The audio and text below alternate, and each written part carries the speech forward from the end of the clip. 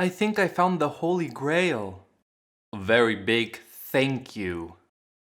I love you, Kratom.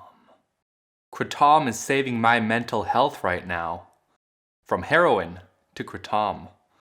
Just so thankful. Kratom. Wow. Let's do some research. Alright, so I just printed out the Wikipedia entry for Kratom, and it says, Mitragyna speciosa, commonly known as Kratom, is a tropical evergreen tree in the coffee family native to Southeast Asia, indigenous to Thailand, Indonesia, Malaysia, Myanmar, and Papua New Guinea. It has been used in traditional medicine since at least the 19th century.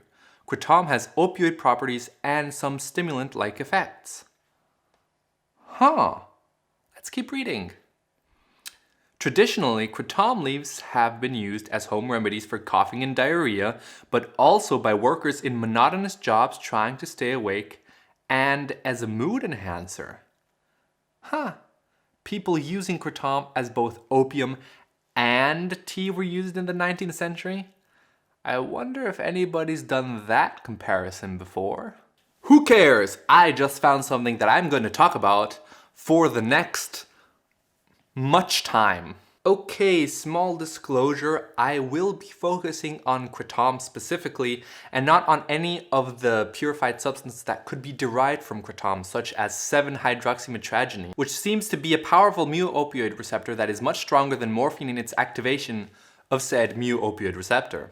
I came across kratom while investigating plant-based drugs that were used traditionally, such as coca and cat, and it ballooned so much, and I ended up putting so much time into this topic that it has its own video now. It's its own thing now, so enjoy! Part 1. Kratom. How does it work, and where can I get it? Alrighty, let's start with a round of sciencey stuff. I have to preface that kratom has still not been tested in a controlled clinical scenario, so most of our data comes from in vitro experiments and in vivo experiments on animals. In humans, our data is limited to surveys, testimonials, and hospital statistics. We don't know how this stuff works in our bodies, but the data that we do have is illuminating. Starting with the simplest to explain, its stimulating effects seem to be related to its caffeine-like binding to adenosine receptors in the brain. Yep, that's it. Pretty simple. As we know from my previous video on opium, opioids bind to the mu-opioid receptor, or more. Depending on where this receptor is located, we get the different effects of, among others, analgesia, decreased bowel motility, euphoria, and respiratory depression. Mitragyny is the alkaloid in kratom with the greatest concentration, at around 66%. It is also a partial mu-agonist, which means that when it attaches to this mu-opioid receptor, half the time it does what we want it to do. It does the opioid receptor effects, and it gives us all that euphoria and constipation that we know and love. But half the time it also attaches and does nothing. It just chills there and doesn't do anything. Interestingly though, mitragyny is also a full antagonist of the lesser known kappa-opioid receptor, or core. This guy seems to play an important role in dopamine release in the brain. Let's put a pin in that. Kratom is sold as a powder and is mostly consumed through a method called toss and wash, where one measures the desired portion of kratom that one wants to consume, tosses it into one's mouth, and then washes it down with some water. Other popular ways of consuming it are as a tea or as capsules with the powder packed into them. In the countries and states where it's legal, it's mostly sold online. Although some kratom bars have popped up in, and no points for guessing this, Brooklyn. The problem is that it's not regulated in any sort of way in these places where it's legal. So there have been cases of contamination where people have mixed kratom with another substance, generally another opioid, and this can easily lead to overdose and death. Also, there was a salmonella outbreak in the US in 2018 that was linked back to a contaminated batch of kratom. That taken care of, it is now time to talk about Part 2. Why do people use kratom?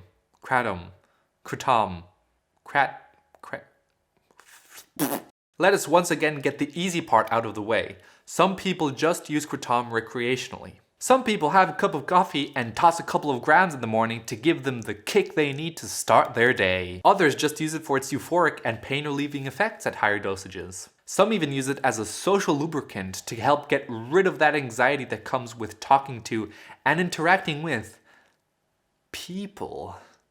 Another often cited reason is for self-medication and depression. I think this is thanks to its mild euphoric effects and to its core antagonism. Okay, so this kappa opioid receptor is really interesting, so we're going to talk about it some more. The activation of this kappa opioid receptor leads to the inhibition of dopamine release in neurons. That means if we use an antagonist, we can increase the amount of dopamine that is released by these neurons by inhibiting the inhibiting effect that activating this kappa opioid receptor normally produces. Ain't understanding physiology just great? It has been theorized that pure core antagonists could be used as antidepressants, but these pure antagonists also tend to be really toxic and make you dead. There have been a couple of trials with mixed mu-agonists and kappa-antagonists, such as buprenorphine, which are then paired with mu-antagonists so that the typical addicting and harmful effects of opioids are blocked, while the kappa antagonism stays there, because the mu antagonist just be hogging that mu opioid receptor, not letting his bro, the mu agonist, activated. It's like, no, it's mine. This is my receptor. You don't get to be there. That was totally not improvised and in the script, you know. Bringing this back to Kratom, we can see that there are, at least in theory, reasons why people would use Kratom as an antidepressant or anxiolytic. There also seems to be a growing number of people that are turning to Kratom to try and kick their opioid addiction. Some people are going straight from heroin or illicitly obtained prescription opioids to Kratom to try and fight off withdrawal symptoms. Possibly due to the stigma associated with addiction and trying to look for help to treat it, people are trying to kick the addiction by themselves by using Kratom. Also, since these people are used to the intense, more mediated euphoria, they tend to take Kratom and not have any euphoric effects. They are taking it only to alleviate withdrawal symptoms. To paraphrase someone from the Kratom subreddit, they don't feel good when taking it, but at least they don't feel shit. Other people seem to have had bad experiences with typical methadone or buprenorphine opioid replacement therapy and have thus turned to Kratom as an alternative. Another reason, especially in the US, is that opioid replacement therapy can be quite expensive, and Kratom is rather cheap. The last significant use is also for self-medication. In this case, however, it's the typical analgesic opioid effects that are being looked for by people with chronic pain. On Kratom forums, you tend to find lots of these sorts of people, like veterans or people with botched surgeries that are now left with chronic pain. Other people are even using it instead of non-steroidal anti-inflammatory drugs such as paracetamol or ibuprofen, which, sure, we can get into the problems of paracetamol at some other point, but using Kratom to treat headaches seems a bit excessive. Here we also have the cost aspect, especially in the US, where opioid pain therapy can be quite expensive. So during this opioid epidemic that has swept across the country, it is both safer and cheaper to buy Kratom rather than heroin or illicitly obtained prescription opioids. Now that we know why people take Kratom, let's talk about, is Kratom toxic? Let's start with Kratom's toxicity when it's taken on its own. Information on Kratom deaths and emergency room cases are still coming in, but there are some things that we know for certain. Heart problems. It has been confirmed that Kratom blocks an important potassium channel in the membrane of heart cells called the inwards rectifying potassium channel, or IKR. This is responsible for the repolarization of heart cells. Repolarization is basically bringing the heart back to its starting position after it has contracted so it can do it again. This fucks with your heart and can lead to QT prolongation, which in turn leads to a severe type of arrhythmia called torsade de pointe, which in turn can lead to sudden cardiac death. Some cases have reported acute liver failure as a result of kratom use, but there aren't enough of these to actually come to any sort of conclusion based on it. So up till now, we've had no confirmed deaths where kratom was the only drug taken. When mixed with other substances, things get more serious. Mitragyny seems to inhibit a very important enzyme in the liver of the cytochrome P450 family called CYP2D6. This enzyme's job in the liver is to process unknown molecules so that they can then be pissed out. The problem? Around 25% of all pharmaceutical drugs are processed by CYP2D6. Because of this, most of the deaths involving kratom have been caused by mixing up drugs, especially antipsychotics, antihistamines, especially diphenhydramine, and other opioids. Since both the kratom and the other substance are not being processed, they are allowed to accumulate in a person's body and make them dead. Now let's get to the part that I've been a bit blasé about up till now. Wait, did you say opioid? Yes, kratom's main alkaloid, mitragyny, is an opioid, and that includes the good, the bad, and the ugly bits. First off, kratom is addicting. Users that abruptly stop consuming will get physiological withdrawal symptoms: runny nose, light stool to diarrhea, and sweating. Psychological withdrawal effects also start to set in, like cravings, insomnia, and depression. Kratom's euphoric and analgesic effects both decrease with use. Due to diminishing effects, people looking for a high may and do increase their dosages to try and keep on getting the high until they're consuming ridiculous amounts of the stuff per day. They then have to keep on compulsively taking the stuff or face withdrawal. Sure, it's not everybody that'll exhibit this kind of compulsive behavior, but it would be disingenuous to say that it doesn't happen. There is also the case of the respiratory depression. Now, this is a hugely contentious issue, so much so that in the rules of the kratom subreddit, it says that you have to talk about how kratom is different to other opioids in regards to respiratory depression, and that if you are unwilling to make the distinction, you have to find another place to discuss the subject. Hashtag not like other opioids. So, let's talk about beta-arrestin 2. Arrestin 2. Beta-arrestin 2. If you thought that this video had too much physiology in it, don't worry. I also hate physiology, and now we can both suffer in this deep dive into the physiology of the mu receptor activation and its signaling pathways. Wow, I don't like the sound of this. Opioid receptors are a specific kind of receptors in the family of the G protein coupled receptor. The way they work is the cell makes a big ass protein that they then lodge into the membrane of the cells. The parts of the protein that are on the outside of the cell make a docking point where our drug can settle in. Imagine the binding site being like a huge switchboard, and when the drug settles in, it flips a specific set of switches. On the other side of the membrane, inside the cell, the signal sent by the switch flipping leads to certain actions taking place. Or not, depending on the switches that were flipped.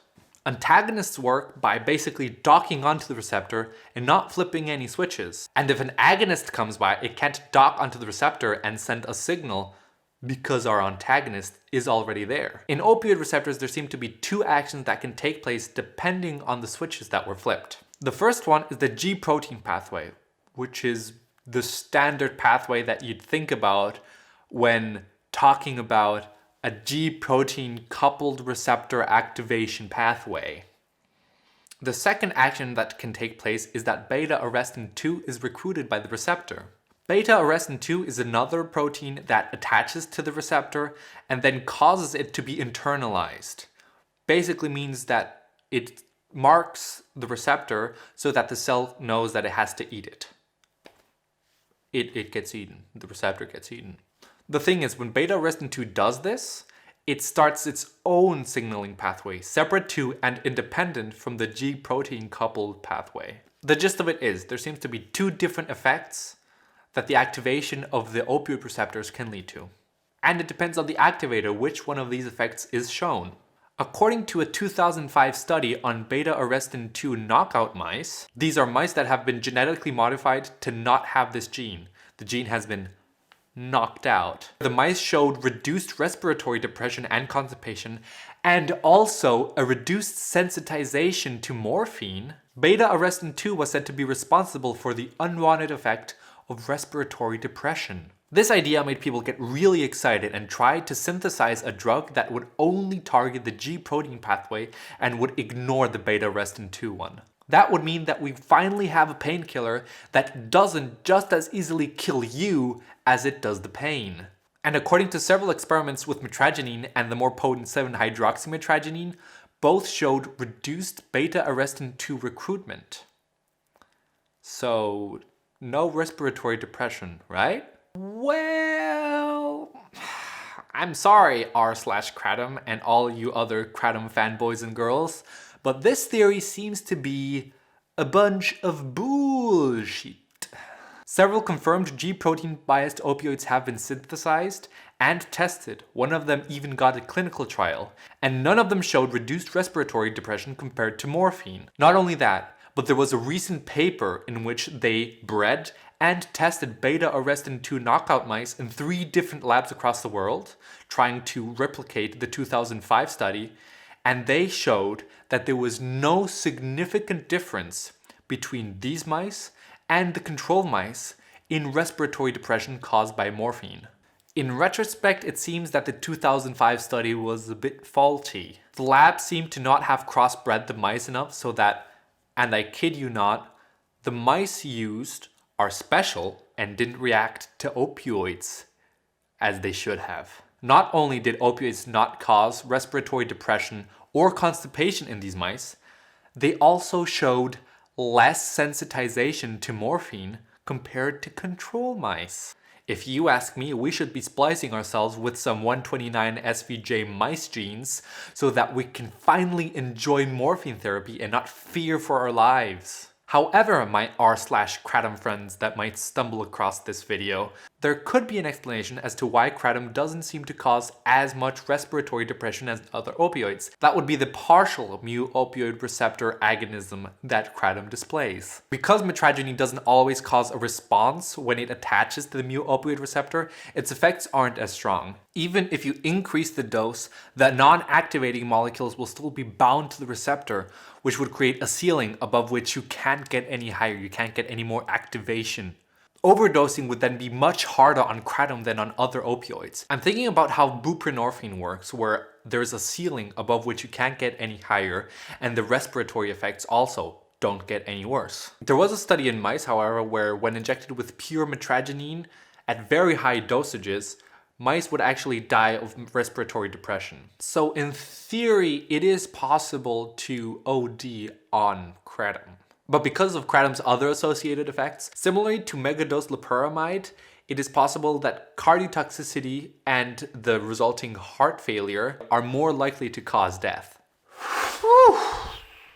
Finally done with the physiology part of the video. Now the tricky question pops up. Should we prohibit Kratom?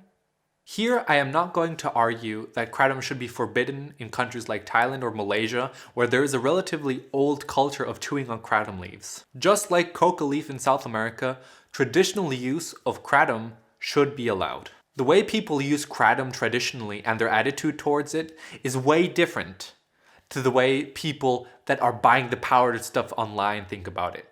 And attitude is very important when discussing addictive drugs. I will further talk about this at some future point when I talk about cocaine. Kratom is illegal in several countries, including the UK. Other countries have it in a limbo state where you aren't allowed to advertise it for human consumption, but you can sell it as an additive for a relaxing foot bath or for some incense. Basically, the government doesn't care what you do with it as long as you're not putting it into your body. Which is just plain weird because you can still get your hands onto as much Kratom as your heart desires. The only difference is that the packaging says not for human consumption. That is not going to change people from taking it. Germany and Canada, for example, fall under this category.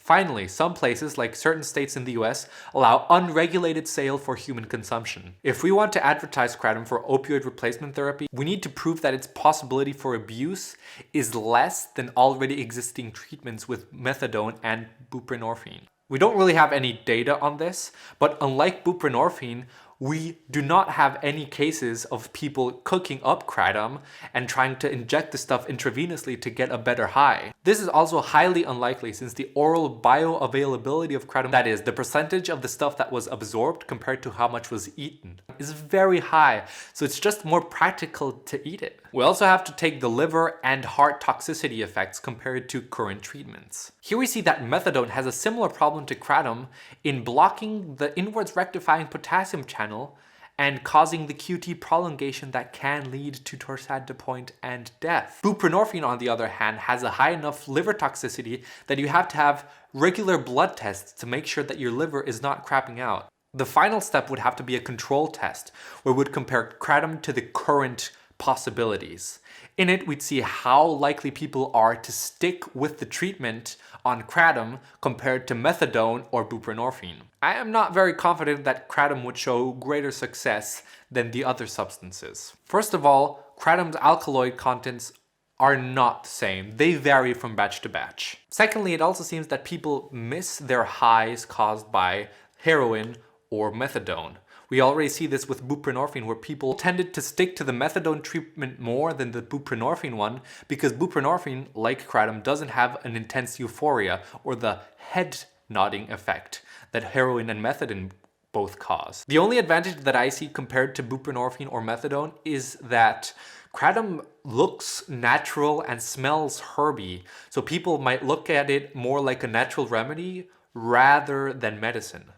Advertising kratom as a pain reliever might also be a hard sell. Sure, 7-hydroxymitragynine seems to be very potent and could be further developed into an opioid analgesic, but addiction risk is probably not going to be much lower than with other opioid treatments. Kratom on its own also seems like a hard sell for chronic pain relief, since the pain relief is less compared to other options, and physical dependence and tolerance building are still going to be a problem. Then there are the core antagonist effects that we talked about to use as an antidepressant. Thing is, buprenorphine is already a strong kappa-antagonist, and we can more easily combine this purified substance with a mu-antagonist to test this theory out. Simply considering current drug options that kratom could replace, there aren't really any advantages to using it.